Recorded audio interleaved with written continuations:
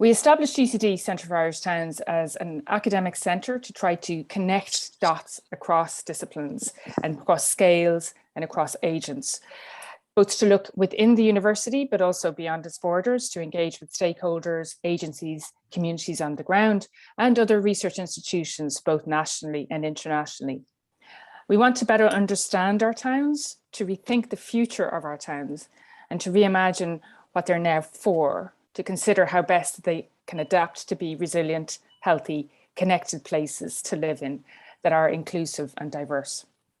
So it became apparent that there is an extraordinary breadth and range of really exciting work and research going on in all corners of UCD at many levels and many scales. And so with the help and the support of the Earth Institute, we hope that this Talking Town seminar series can offer a glimpse of some of this research activity and can prompt conversations in response to emerging themes of importance that are related to towns in Ireland. I particularly want to thank Katrina Devery, Sarah Cotterill and Pauline Power for all their work in planning and producing the Talking Town series. So we've got 3 sessions coming up before the end of this year and more sessions in the pipeline for 2022. They will all take place at lunchtime on the first Thursday of the month. So seminar 2 is going to be on the theme of community participation and design in planning in towns. And speaking at that will be Sarah Cotterill, Sophia Mires and Tim Shea. Seminar number 3 is to do with the just transition and Irish towns. That'll be on Thursday, the 2nd of December. And the lineup for that at the moment is Aparajita Bandari, Alma Clavin and Sean McCabe. So that promises to be, I think, a really exciting discussion. So on to today's event. I'm just going to start with a quote as part of the introduction that one of our students brought up yesterday in a dissertation tutorial from Finance Minister Pascal Donoghue. And the quote says that one of the issues that we have had is that we don't have enough accurate data set to genuinely understand what is the quantity of property that's completely unused. So this is a finance minister speaking in the media about data in relation to vacancy and towns and cities. And indeed, Housing for All, the latest government policy on housing, has a whole action section related to vacancy on towns. So action 19.12 is to collect data on vacancy levels in residential property with a view to introducing a vacant property tax in quarter 2 of 22. And that is an action by the Department of Finance, interestingly. And of course, vacancy and use is just one of the metrics for which data is important in order to better understand our towns. But I think that the 2 points above illustrate how much that is a part of policy and economics and the state of play that we have within the emerging present and future of our towns. Our 3 speakers today will illustrate in different ways, which connects with their own research and how data is connected with Irish towns. So I'm really excited to welcome them all to be here with us today. Just to say the format for this session, we'll have 3 speakers who speak for about 10 minutes each, and then we'll have time for Q&A afterwards. If you could put any questions you have into the chat, and Katrina and I will try to look at those and moderate them for a discussion after the 3 speakers have concluded. The seminar is going to be recorded and it will be added to our online YouTube channel for those who wish to access it at a later date. So our first speaker today is Dr. Karen Keaveney. Karen is a rural geographer and planner, and her research interests span rural planning, rural development, and agricultural education. She is assistant professor in the School of Agriculture and Food Science and head of subject for rural development. Previously, Karen was a lecturer in rural spatial planning in Queen's University, Belfast. She has expertise in local decision-making and governance, rural power relations, and socio-economic change in the countryside. And her publications and research include the areas of policy responses to rural change, cross-border and interjurisdictional planning, local government reform, and planning on the island of Ireland. And Karen is also a very vibrant member of our CFIP working group. So to introduce Karen now, she's going to speak today about understanding data needs for participatory democracy. Karen, over to you. Hi, thank you. I'll do the whole share thing here.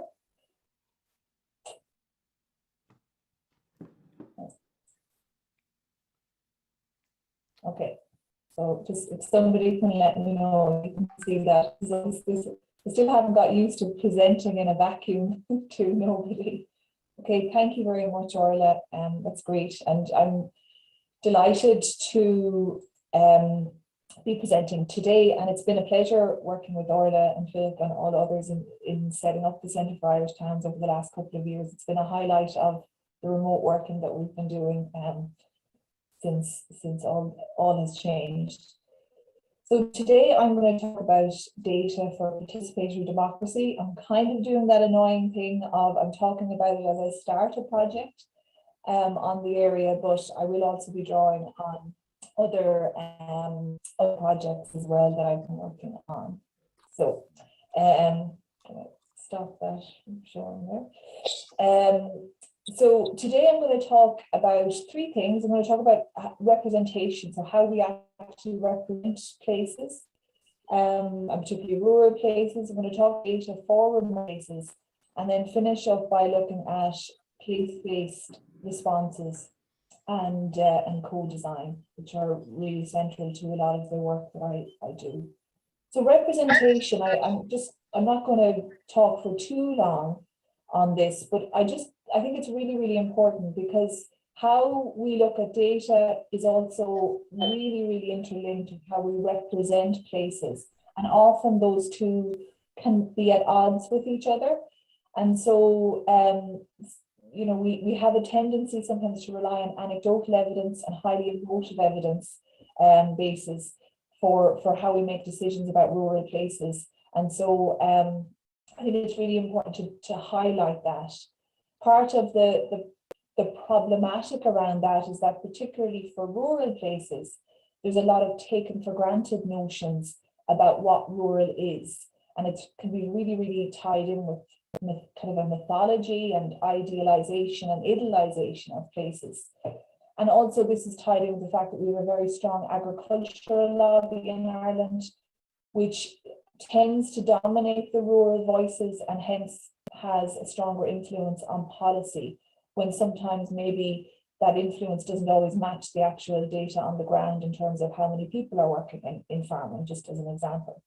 And so as a result, particularly over the last 20 years, there has been a lack of evidence bases for decision making, or at least an application of those evidence bases. And I'm going to talk a little bit about some of the really good data that we have in Ireland. On top of all of that, there has been, again, up till now, a limited focus on towns. And again, that's tied in with this kind of myth building around rural places, in the sense we tend to, in our mind's eye, think of the rural as possibly that photograph I have in the background, this open, sweeping countryside, when in fact it's very diverse and it is a mix of urban and remote. So bringing me on to data for remote places. And really the first question I would pose and just want you to think about is, what is actually remote? One's remote is another person's center. So, and in many ways what COVID brought to our minds was really where we lived, and those restrictions that we had from the 2 kilometers to the 5 kilometers really brought to a fore where we live and what is close to us. And generally where we live and where our day-to-day lives play out, that is actually the center of our universe. So to say it is remote is somebody else putting a label on it. And it's really, really important to kind of think about how we interact with places. If you're based in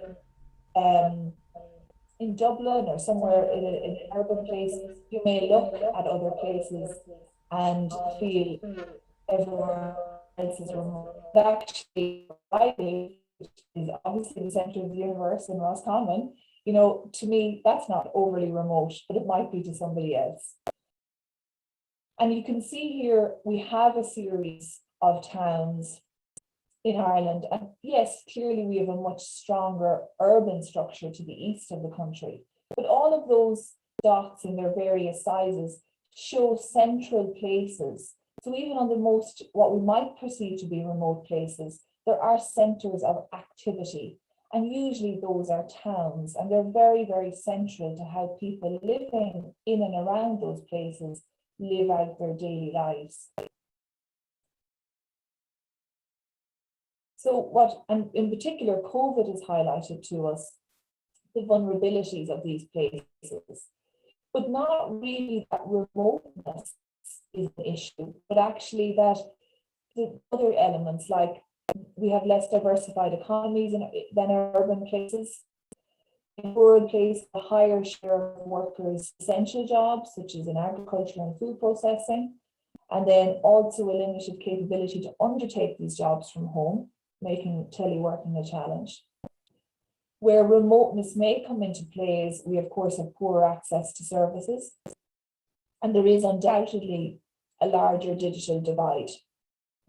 And we also have older populations in rural places, and they're actually the challenges. So sometimes it's not the physical distance from places, all the elements that impact on the geography. And of course, over the last year and a half, the word and term remote has come into our language, our everyday language. And obviously we think more and more of remote working, and that idea that there is a movement. And one early days of COVID, you could see that there was at least anecdotal evidence to say there was movement from urban to rural places. But we are beginning to see that movement is happening to a certain extent. And I'll talk about, I have another slide in a minute about a project that I'm working on in that area. So are we talking about remote data or remote places? So there is a perceived lack of digital data and technologies in remote, rural or peripheral or dispersed settings. And that really is a challenge for the establishment of strong evidence bases for sustainable development. There is a real push in current policies for rural places, such as our rural future and then the national planning framework, that identify the urgency to address the challenges for evidence bases.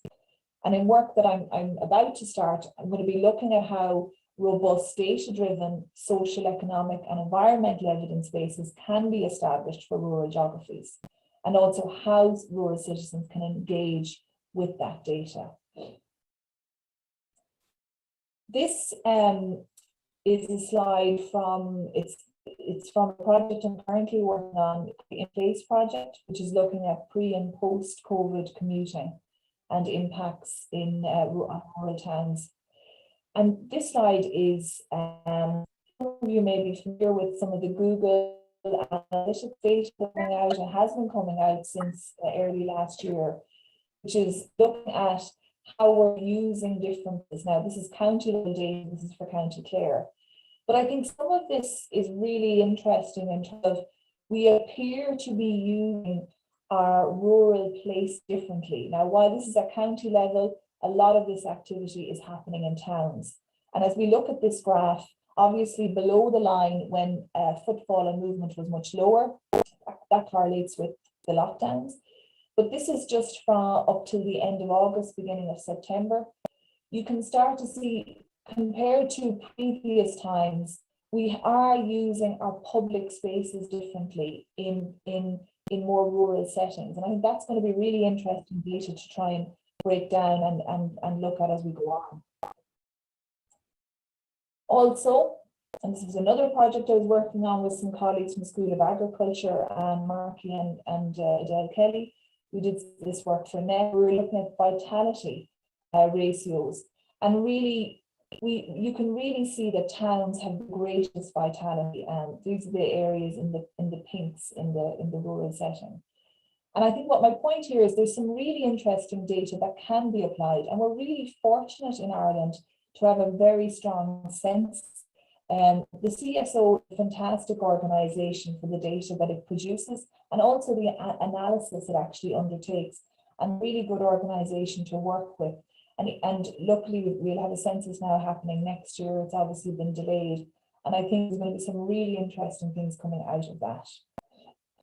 So in terms of those remote places and remote data, finally I just want to talk about place-based responses and co-design.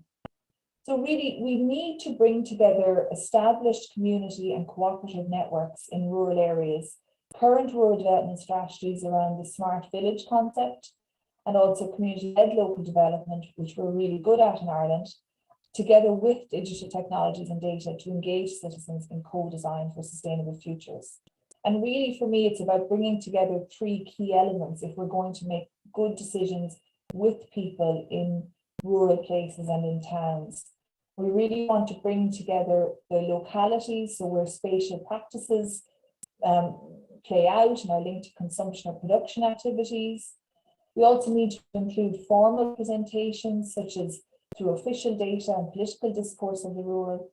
And then the challenging bit is bringing in people's everyday lives, which are the most challenging to capture, but the richest, and give the depth of insight into the and co-design for places. The four co-design are power between people, power and balance. When we talk about places, policy around places, we have to prioritize relationships, building trust between people, participatory means, and building capacity. And finally, we are in these look a strong approach to places, so that encompasses from economic to social and environmental, and to include all. Finally, we're really conscious of time. I think the key is to move away. When we look at town but rural place, we need to move away from old binaries of urban divide and also core periphery. Limitations of the fetish spatial relations and really central and we can understand play beyond to include the living in the localities in the decision making.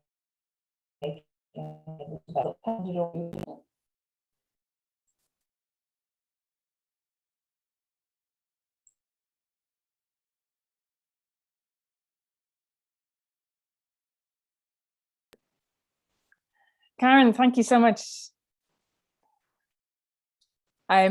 It's in a way, it's kind of interesting that we speaking about data and technologies and rural areas. There was, I think, some sound issues on the line, but I think we caught most of it. And obviously, if there's any questions that you caught, maybe some of what Karen's saying, please put them in the chat if you'd like her to maybe just elaborate on it.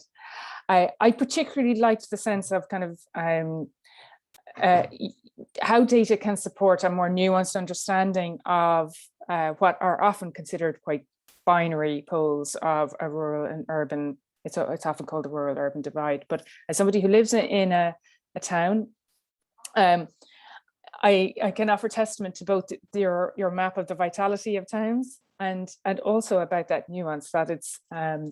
I think it's often that binary description of something being rural or being urban is perhaps less helpful than a more blended or pluralistic model.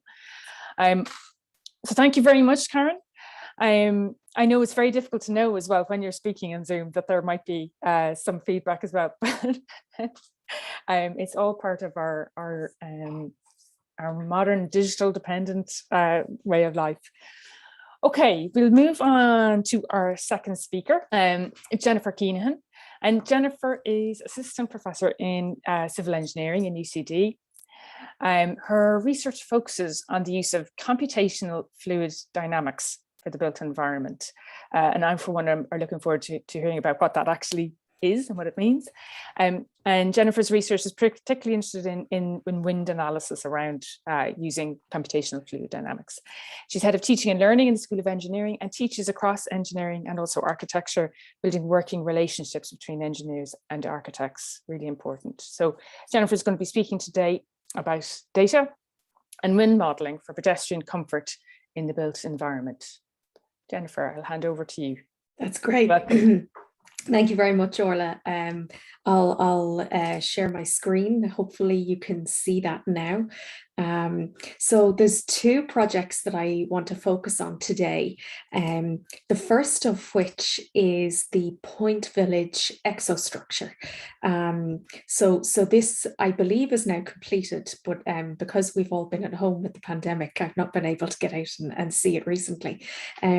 This is a large L-shaped building that has been constructed next to what most of us would know as the Point Depot, or now the 3 Arena. And this is a short kind of impression, or artistic impression of the building. It's going to be, or it is, elevated off the ground on these 3 mega columns, which is quite an unusual design. And I think the idea was that they would maintain the ground floor space outside the 3 Arena for pedestrians. And a key concern, particularly given the location of this building, is the wind environment, and would this be an unpleasant or even a dangerous environment in terms of wind conditions for pedestrians? An example of what I mean by that is this is a short video clip of the bottom of Bridgewater Place Tower in Leeds, and even on the most pleasant day, it is a bit of a nightmare for pedestrians like this. It's a tall building in the middle of a very low-lying area, and that tends to breed problems in terms of wind conditions. None of us like being blown away by the wind, but aside from it being unpleasant, it can actually also be extremely dangerous. And this is a small little clip from a newspaper about a pedestrian who was killed due to an overturning vehicle where wind was deemed to be the problem. And this is at the foot of that tower in Leeds I was talking about a moment ago. So this came to me during the design phase a number of years ago, where there was concern that these kind of wind issues might be present at the base of this new building. And this is where my work in computational fluid dynamics was important. So what I mean by computational fluid dynamics is the idea of using computers and computer modeling and taking the equations that describe fluids and fluid dynamics and using the computers to solve these equations to give us meaningful information, meaningful data. And it's quite broad, because a fluid, it could be air, it could be wind, it could be noise, water, obviously, fire, smoke, hot air, cold air, and anything at all that behaves as a fluid can be modeled using this methodology. So I developed a computational fluid dynamics model. This is just a couple of screenshots of what the raw model looked like. And it takes into account all of the fine details of bus stops and roads and cables and anything and everything that was relevant to the environment. And I run the model taking the prevailing wind conditions. And what we're seeing here on the left-hand side is a plan view where I've chopped off the top part of the building. And what we're looking at is those 3 mega columns in the middle. And these red areas are very high-speed winds that are whipping in underneath the building, coming from the west. And then this second image here on the right is an elevation view showing how the wind is interacting over the height of the building. And what we found was that there were wind speeds in excess of 15 meters per second regularly occurring, even on what might be an average day. But what does this even mean? Like, if we're not meteorologists, what does 15 meters per second imply?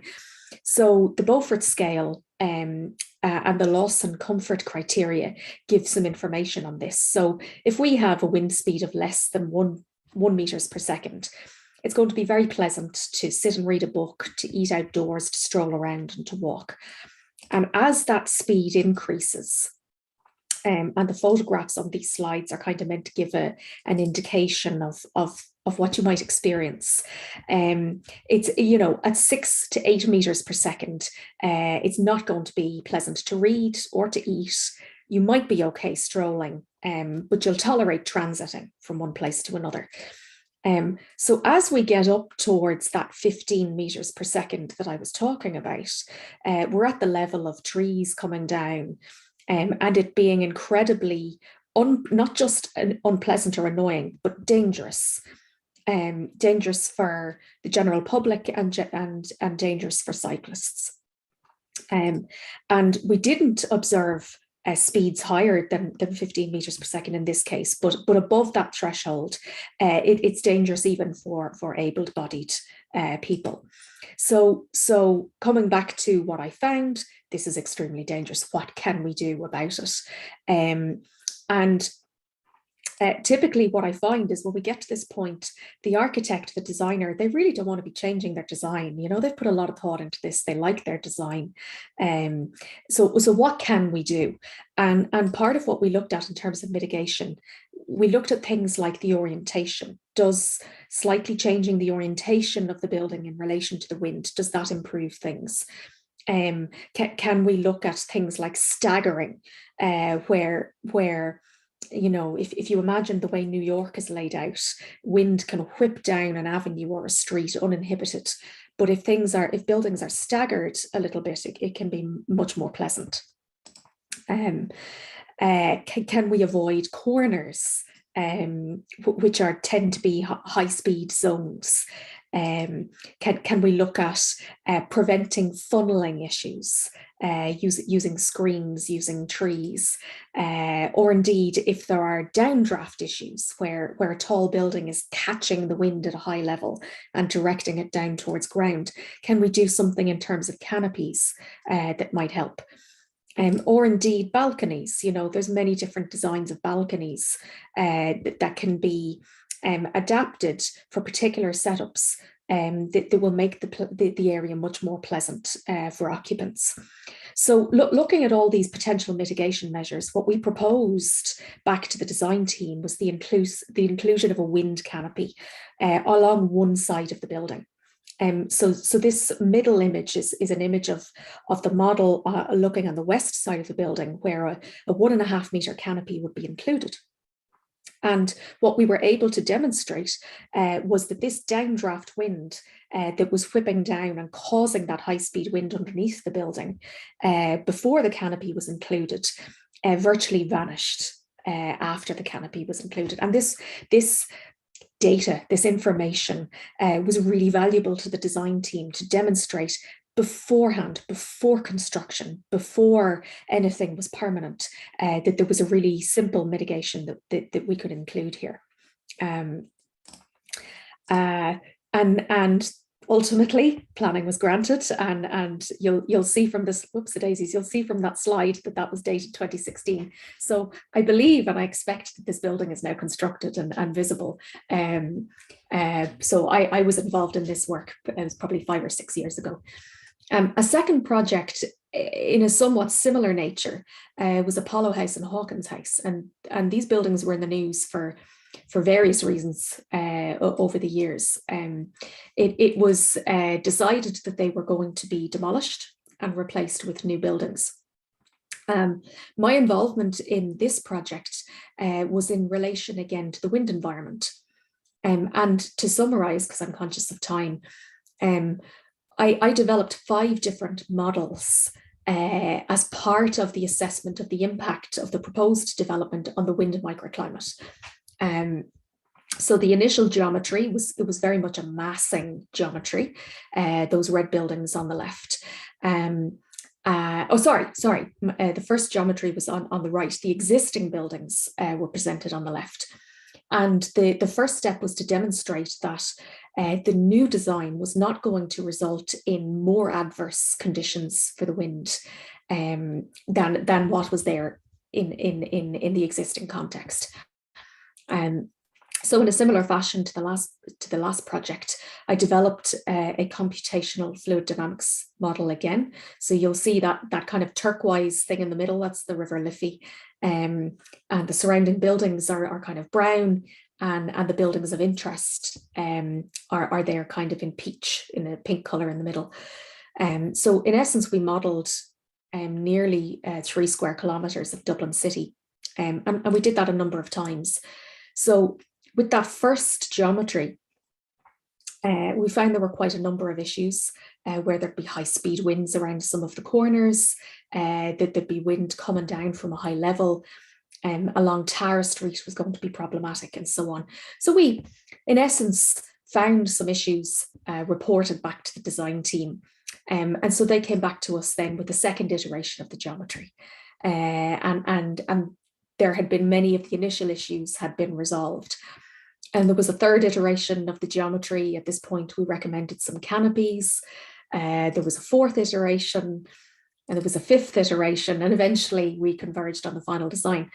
And what was really, I suppose,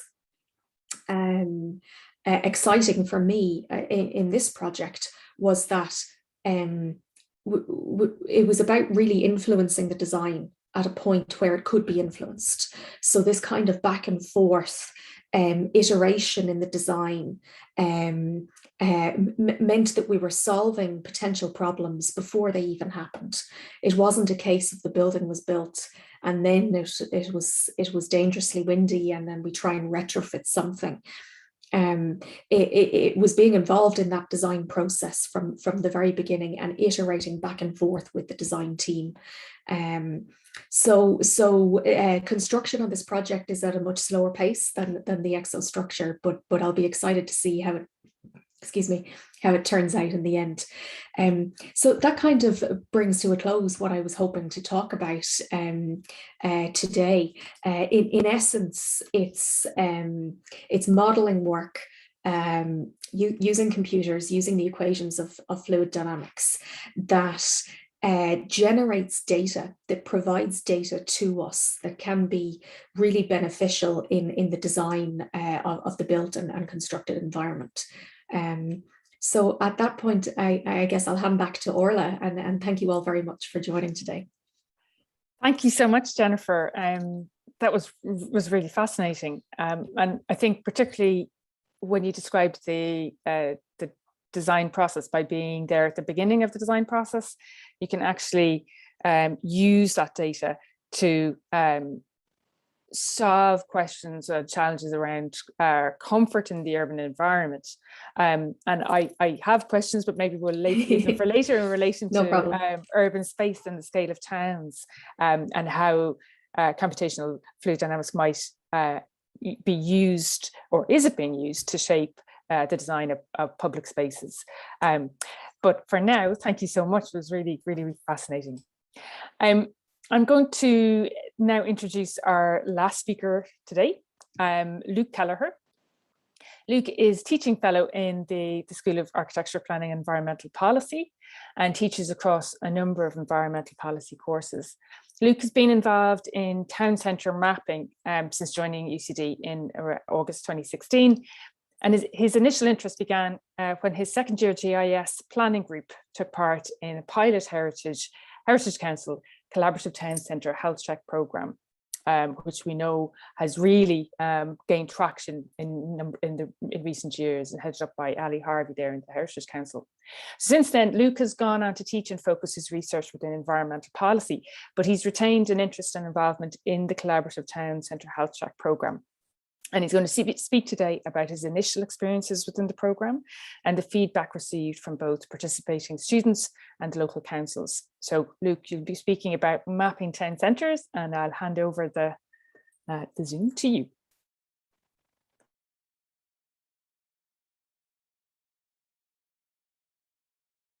You're just still muted there, Luke. Sorry, I think I uploaded my slides a bit too early there, but I take it everybody can see them. I'm good to go. Yeah. So yeah, like Orla said, my presentation is going to be more focused on my experience within the Collaborative Town Centre Health Check programme rather than my own specific research. I'd like to talk about how I became involved in that programme, talk about how I integrated into teaching within UCD and the feedback I received from both students and the local councils on the participation of that programme.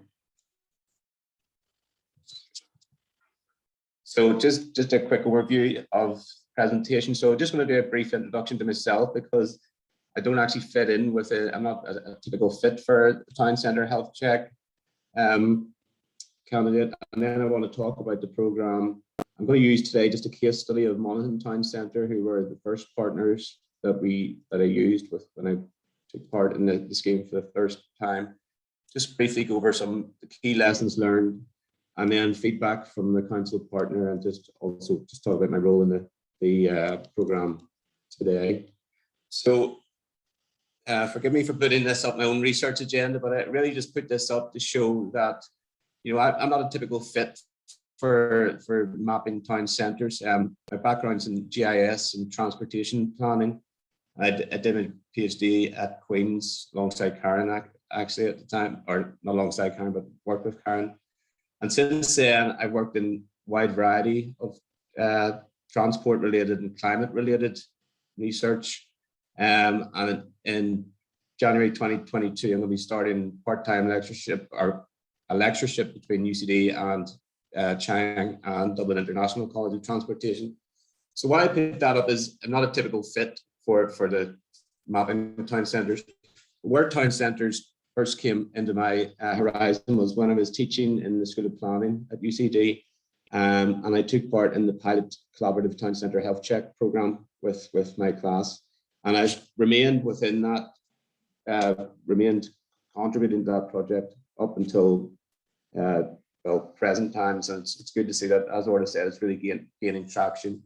And it was good to see that the Town Centre First policy being included in the agreed programme for government. So just, I'm sure a lot of you are aware, but for those who aren't, I just wanted to just give a brief context to the Collaborative Town Centre Health Check.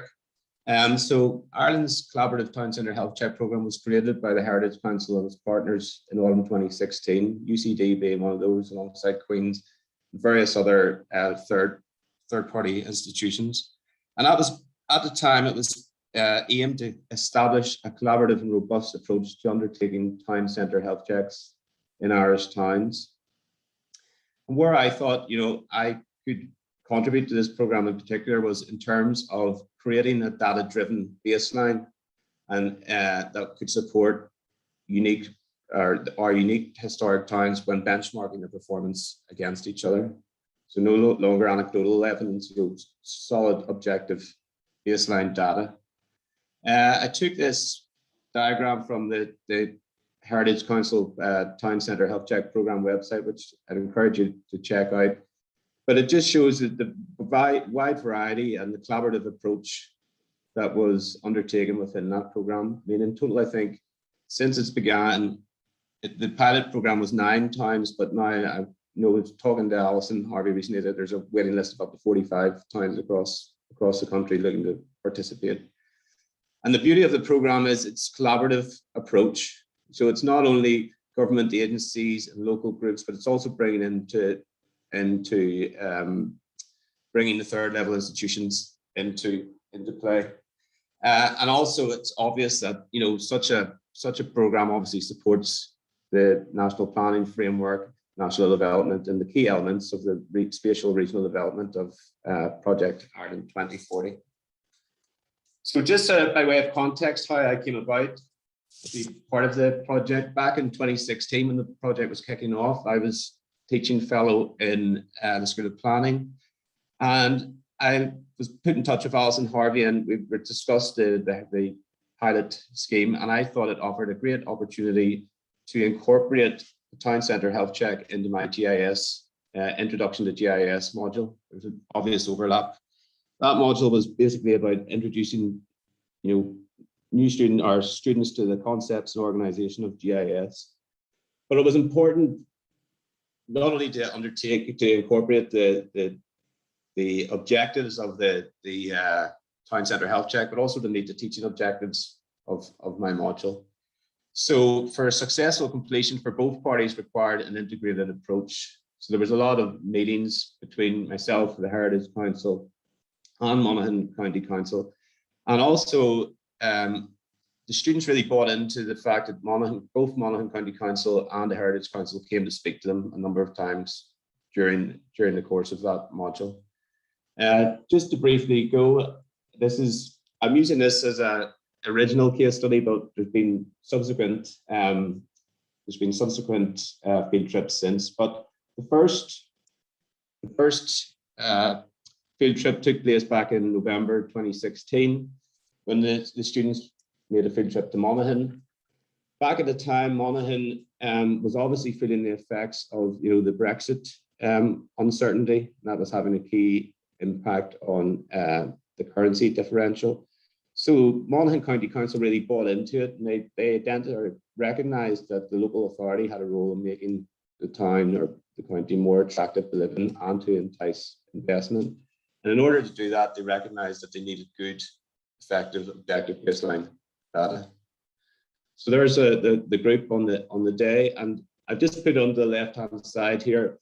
In order to meet the teaching requirements, we split the town into 6 survey zones.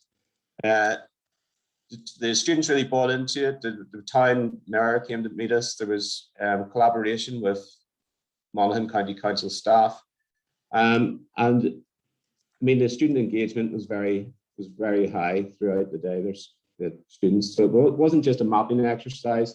There were many more elements to meet the needs of the module. So in terms of outcomes, the students used census data to give the council the socio-economic profile of the town. They provided land use survey data, undertook vacancy rate, and also undertook footfall surveys. And all this was done under the learning objectives of the particular module. This is a copy of the final map that was provided for Monaghan County Council. Not only was it a final map provided, but it was also shapefile data that they could then incorporate into their own GIS system and use for future modelling.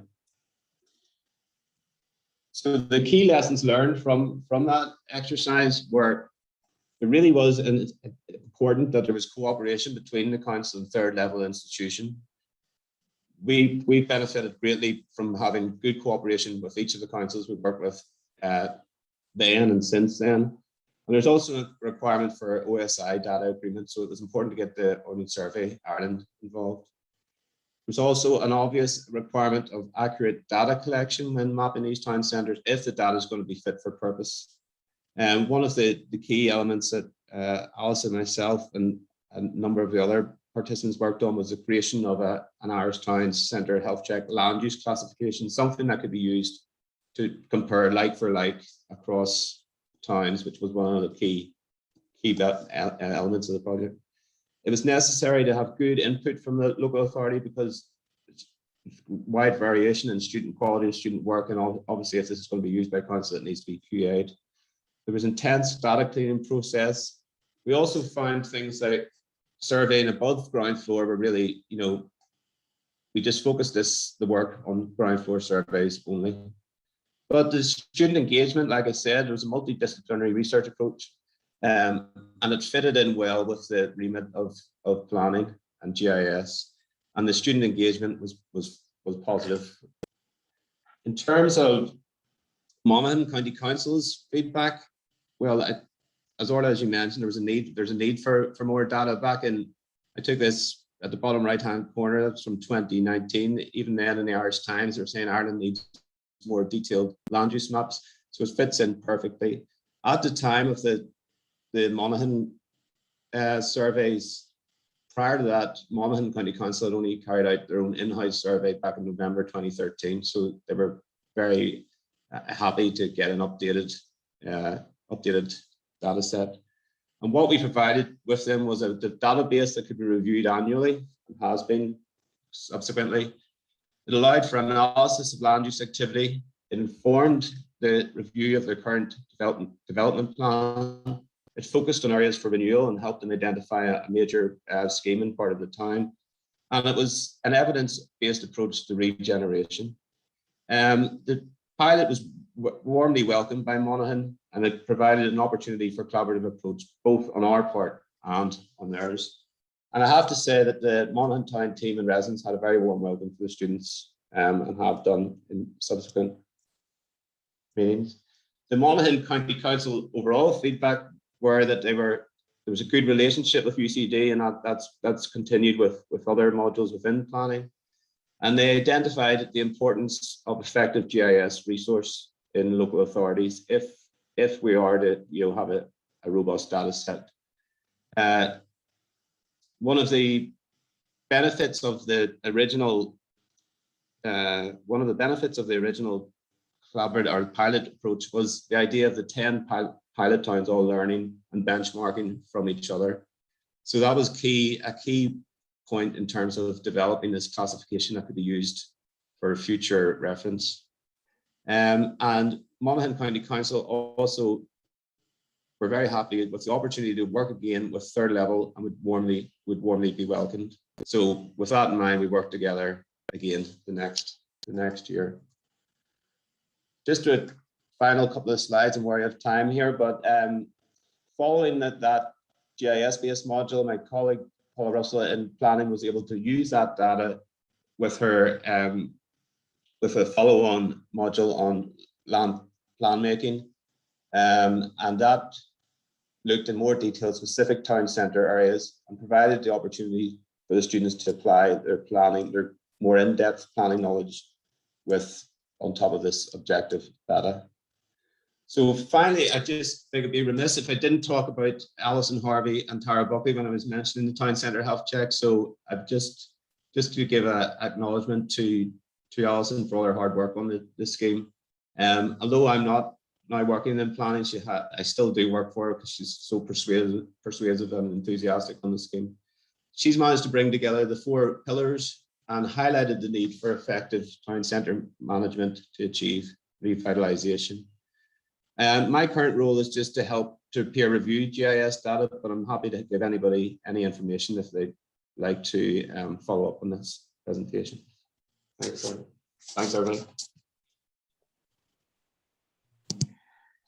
Thank you very much, Luke.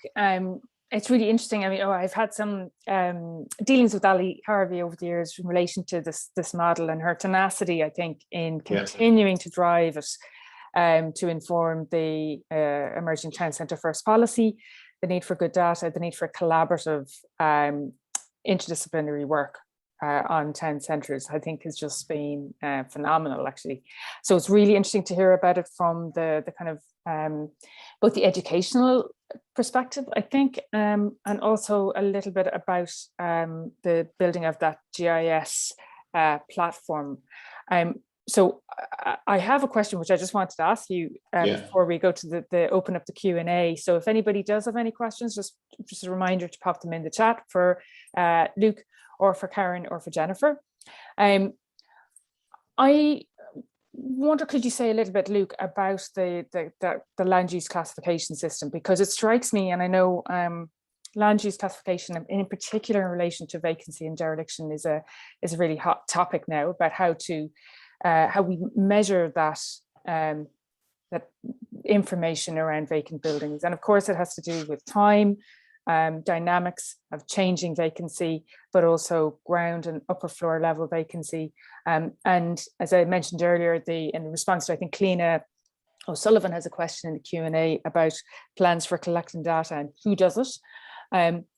In Housing for All, it is the Department of Finance that is charged with collecting this data, and that's linked to the local property tax information. So I think that's really interesting in itself.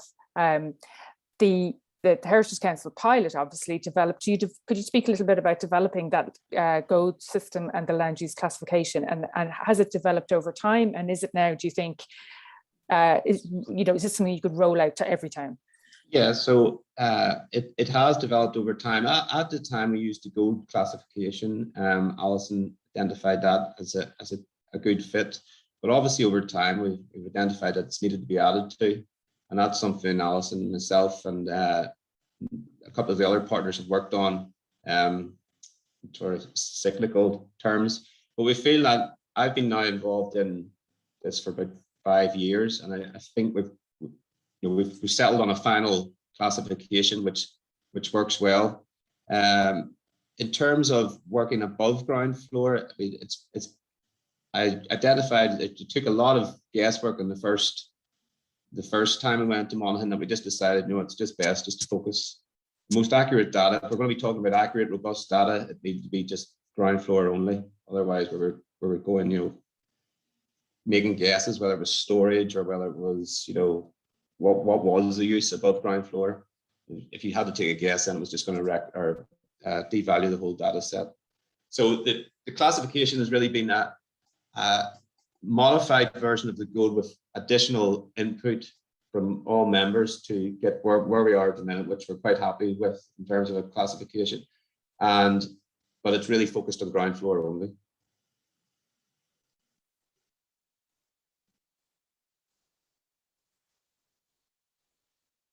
Still on mute. Orly, you're on mute there.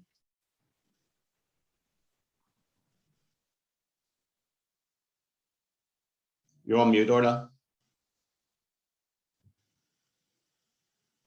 I thought I pressed it, excuse me. I was just saying that that is one of the main challenges, I think, around trying to gather probably layered data sets, that we seem to have a lot of data in different forms, but that maybe what we're lacking is the right questions to ask to allow us to use these data sets in a layered way that might be able to indicate, for example, vacancy, but also land use. So, it strikes me, for instance, the census is amazing, but it does only measure residential dwelling information, and it's at quite a large time interval. Miriam has I think one point I should have made there would be, I think it's essential that, if the classification is going to be fit for purpose, and all towns use the same classification or use the Heritage Council defined classification, not only that, we need to have a defined way of how vacancy is calculated. What's retail vacancy, what's residential vacancy, what's town centre vacancy. Those are key issues that have arisen over the years too. And that ties nicely, I think, into Miriam Fitzpatrick's question, which is, would you have any recommendations for CFIT or for the Heritage Council to scale up land use data in towns?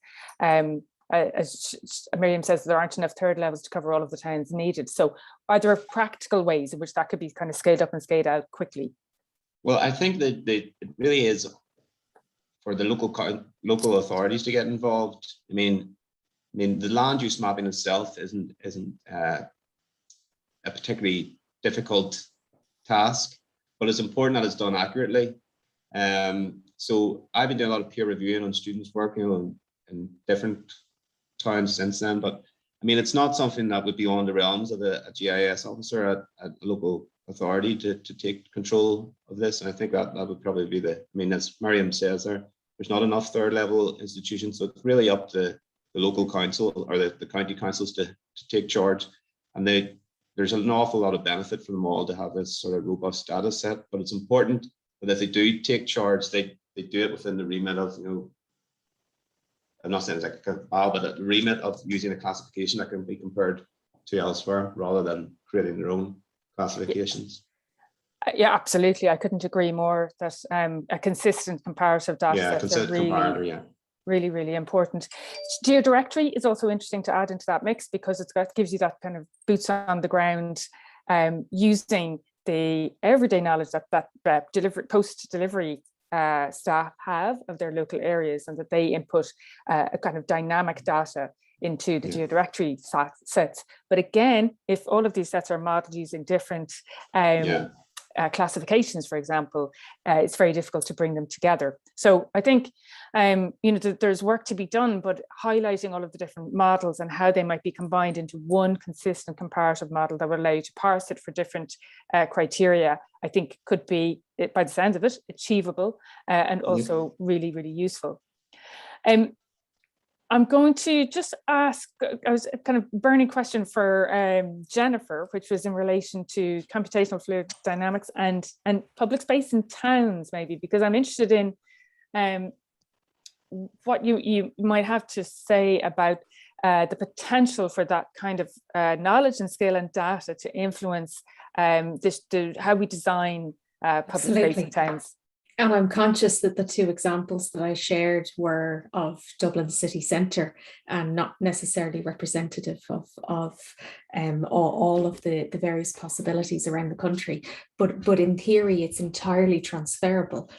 It is a case of extracting from something like Google Maps the terrain of the area of interest. So this could be at a quite local level in a number of buildings, or it could be at a much more broad level, taking, for example, OSI data, which I've done in the past too, where you might have a terrain, particularly in mountainous areas that can be quite windy. So there's an enormous scope to look at variety in terms of scale, as well as different orientations, different wind directions. You know, while we might intuitively know that the southwesterly winds are the prevailing ones for Ireland, in local areas it might be the easterly wind, where there's a sheltering effect from mountains to the west, and so on and so forth.